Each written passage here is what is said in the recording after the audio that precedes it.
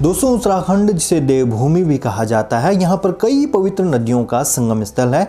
उन्हीं में से 5 प्रमुख प्रयाग जो हैं काफ़ी फेमस हैं। वे हैं विष्णु प्रयाग, नंद प्रयाग, कर्ण प्रयाग, रुद्र प्रयाग और देव प्रयाग। इन जगहों पर अलकनंदा नदी में विभिन्न नदियां मिलकर एक पावन स्थल का निर्माण करती हैं। सबसे पहले बात करते हैं विष्णु प्रयाग की। यहाँ पर पंच प्रयागों में पहला संगम विष्णु प्रयाग है, जहाँ अलकनंदा नदी धौलीगंगा से मिलती है।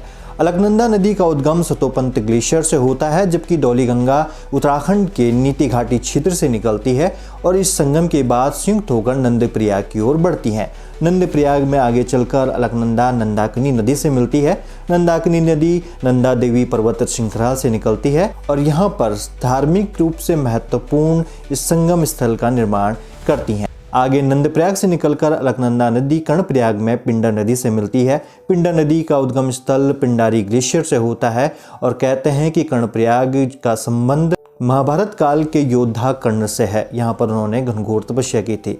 इससे आगे चलकर रुद्रप्रयाग में अलकनंदा नदी मंदाकिनी से मिलती है। मंदाकिनी नदी जो चौराबाड़ी ग्लेशियर से निकलती है और यहाँ पर एक पवित्र संगम स्थल का निर्माण करती हैं। फिर आगे चलकर देवप्रयाग में भागीरथी से मिलकर अलकनंदा की यह यात्रा पूरी होती है और एक पावन नदी गंगा का यहाँ निर्माण होता है और गंगा ऋषिकेश हरिद्वार से आगे चलकर मैदान की ओर बढ़ती हैं। पंचप्रयाग न केवल धार्मिक महत्व रखते हैं बल्कि उत्तर भारत की जल प्रणाली में भी अहम भूमिका निभाते हैं। ये संगम गंगा की धारा को आकार देते हैं। वहीं कृषि, ऊर्जा और जलापूर्ति के लिए भी ये काफ़ी वरदान है। तो अगर आप उत्तराखंड आए हैं तो पंचप्रयागों के दर्शन करना न भूलें।